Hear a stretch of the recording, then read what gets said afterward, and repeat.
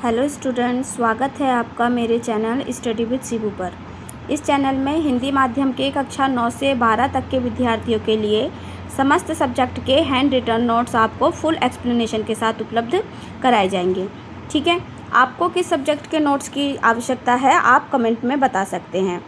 और आप चाहें किसी भी वर्ग के हैं, चाहे आप विज्ञान वर्ग के हो या फिर कला वर्ग के हो, आपको जिस सब्जेक्ट के नोट्स चाहिए आप कमेंट में बता सकते हैं। इसके अतिरिक्त कक्षा 3 से 8 तक के विद्यार्थियों के लिए मैथ्स तथा ग्रामर सब्जेक्ट को भी यहाँ पर पढ़ाया जाएगा। ठीक है, जिससे कि बच्चों का जो बेसिक है वो मजबूत हो सके, क्योंकि 7th 8th ये मैथ आती नहीं है बच्चों को, 9th 10th तक की, जिससे कि क्या होता है आगे की क्लासेस में उनको मैथ में दिक्कत होती है। और ग्रामर सब्जेक्ट भी बच्चों का क्या नहीं होता, टेंस वगैरह जो हैं वो भी हिंदी माध्यम के बच्चों को नहीं आते हैं, जिससे उनको इंग्लिश में भी क्या होती है, प्रॉब्लम होती है।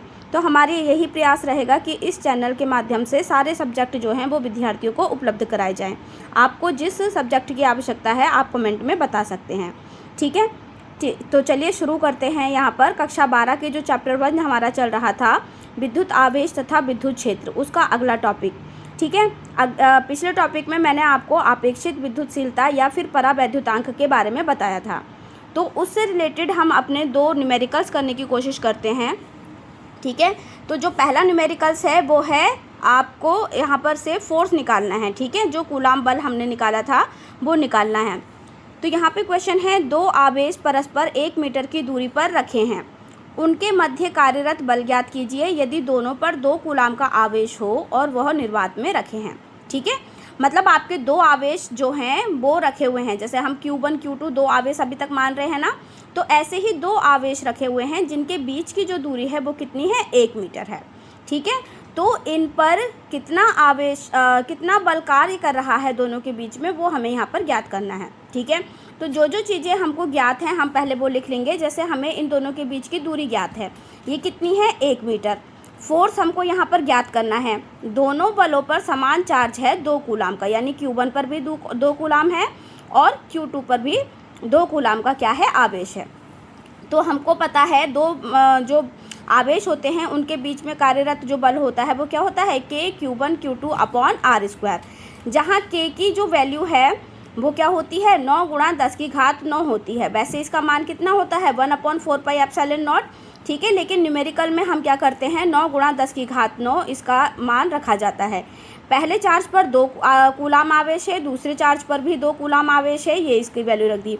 दोनों के बीच की जो दूरी है वो 1 मीटर है, यानी 1 का स्क्वायर कर दिया। ठीक है, जब आप इसको कैलकुलेशन करेंगे तो यहाँ पर से क्या आ जाएगा, देखिए 2 दूनी 4। ठीक है, और यहाँ पर से 4 नमा 36। ठीक है, और इंटू 10 की पावर 9 न्यूटन। ठीक है, तो इतना जो बल है वो दोनों आवेशों के बीच में कार्य कर रहा है। अब हमारा अपेक्षित विद्युतशीलता से रिलेटेड एक क्वेश्चन है, धातु के 2 गोले वायु में 3 मीटर की दूरी पर रखे हैं, प्रत्येक गोले पर 10 की घात -6 कूलाम आवेश है। ठीक है, अब धातु के 2 गोले हैं तो हम एक को Q1 मानेंगे, दूसरे को Q2 मानेंगे, इनकी जो बीच की दूरी है वो 3 मीटर है। ठीक है, तो हमें क्या ज्ञात करना है, दोनों आवेश का प्रतिकर्षण बल क्या होगा। देखिए यहाँ से प्रतिकर्षण हो रहा है इनके बीच में, यानी हमें ये ज्ञात हो गया है कि दोनों पर जो आवेश है वो धनात्मक है, क्योंकि धनात्मक होगा या फिर ऋणात्मक होगा, दोनों पर एक जैसा, तभी ये एक दूसरे को क्या करेंगे, प्रतिकर्षित करेंगे। ठीक है, फिर बताया है दोनों गोलों को उतनी ही दूरी पर जल में रखने पर इन पर जो बल है वो क्या होगा, ये भी हमें ज्ञात करना है। और हमें यहाँ पर जल की अपेक्षित विद्युतशीलता दे रखी है, ये है 80। ठीक है, मतलब 2 गोले हैं आपके पास में, तो पहले तो ये वायु में रखे हुए हैं, तब इन पर कितना प्रतिकर्षण बल कार्य कर रहा है वो ज्ञात करना है। और जब इन्हीं गोलों को हमने उतनी ही दूरी पर, यानी 3 मीटर की दूरी पर जब हम इन्हें जल में रख दें, तब इनके बीच में जो क्या है, आकर्षण बल है वो कितना कार्य कर रहा है, हमको ये ज्ञात करना है। ठीक है, तो चलिए देखिए हमें क्या क्या पता है, यहाँ पर हमको डिस्टेंस पता है दोनों की, कितना है, R बराबर यहाँ पर है 3 मीटर। और पहले चार्ज पर जो आवेश है वो कितना है, 10 की घात -6 कूलाम, और दूसरे पर भी इतना ही है, 10 की घात -6 कूलाम। ठीक है, तो फोर्स ज्ञात करेंगे यहाँ पर से हमारे फॉर्मूले से, K Q1 Q2 upon R²। ठीक है, तो यहाँ पर से क्या हो जाएगा, देखिए R² यहाँ पर 3 का स्क्वायर है यानी कि 9, तो ये 9 से 9 तो कट गया, जैसे पीछे किया था, ठीक है, वैसे ही यहाँ पर क्या होता है, जब बेस एक जैसा होता है तो ये जो पावर्स हैं वो क्या हो जाती हैं, जुड़ जाती हैं, ठीक है। तो यहाँ पर से ये क्या हो जाएगा, देखिए माइनस माइनस प्लस है, यानी कि ये तो -12 हो गया, -12 + 9, ठीक है। तो यानी यहाँ पर क्या हो जाएगा, -3 जो है यहाँ पर हमको क्या मिल जाएगा, फोर्स का मान मिल जाएगा, ठीक है। यानी जब दोनों गोले वायु में रखे हैं तो इनके बीच में कितना बल कार्य कर रहा है, 10⁻³ न्यूटन, ठीक है। चलिए अब अगर इनको हम कहाँ रख देते हैं, वाटर में रख देते हैं, ठीक है, जल में रख दिया है, जल में रख दिया यानी अब माध्यम की में रख दिया है हमने, तो हम क्या करेंगे, अब इसको माध्यम के सापेक्ष करेंगे, ठीक है, जो कि हमको पता है फॉर्मूला क्या होता है, Em/ε0, इसी को हम कहते हैं अपेक्षित विद्युतशीलता, ठीक है। तो अब भाई हमारा माध्यम यहाँ पर क्या है, जल है, तो ये FW लिखा है, वाटर, ठीक है, बराबर होता है यहाँ पर से ये अपेक्षित विद्युतशीलता ER। तो अपेक्षित विद्युतशीलता का मान हमें दे रखा है, कितना दे रखा है, 80 दे रखा है भाई, ठीक है। निर्वात का हमें पता चल चुका है, यहाँ ऊपर से देखिए, और जल का हमें ज्ञात करना है, तो जल यहीं पर रह जाएगा। हम क्या करेंगे, अपेक्षित विद्युतशीलता को डिवाइड कर देंगे जो निर्वात में बल निकला है उससे, ठीक है। तो यहाँ पर से हम इसको जब कैलकुलेशन करेंगे तो इतना आ जाएगा, ठीक है। अब देखिए बेटा, कुछ बच्चों को क्या होता है, न्यूमेरिकल्स करने में भी दिक्कत होती है। तो देखिए जैसे यहाँ पर ये है, आया है हमारा 10⁻³ / 80, ठीक है। तो इसे कैसे सॉल्व करेंगे हम, देखिए ये जो 10⁻³ है, हम इसको कैसे लिख सकते हैं, 1/10⁻3, क्योंकि जब डिवाइड में पावर्स होती है तो ऊपर जाकर अपना साइन चेंज करती है। अब हम इसे डिवाइड में लाए हैं तो ये -3 था तो +3 हो जाएगा, यानी इसको हम लिख सकते हैं 1/10⁻3, 10 का क्यूब कितना होता है, 1000, ठीक है, और बट्टे उसके भी नीचे कितना है, 80 है, ठीक है।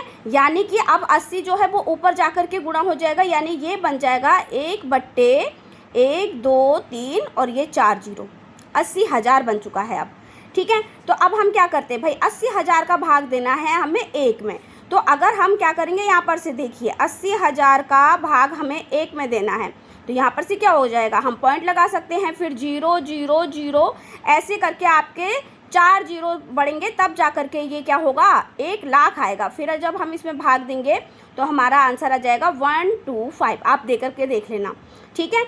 तो देखिए अब यहाँ पर से क्या हो जाएगा, ये हमारा इतना इसका आंसर आया है और ये पूरी तरह से इसका विभाजित होगा, ठीक है। लेकिन हम जब अपने साइंटिफिक नोटेशन में इसकी वैल्यू को लिखते हैं तो हमारा जो तरीका होता है वो होता है न्यूमरल वैल्यू, और यहाँ पर से क्या हो जाएगा, 10 की पावर में जो भी वैल्यू होती है वो, और ये जो न्यूमरल वैल्यू है वो 1 से लेकर के सिर्फ 9 तक के बीच में होना चाहिए नंबर, ठीक है।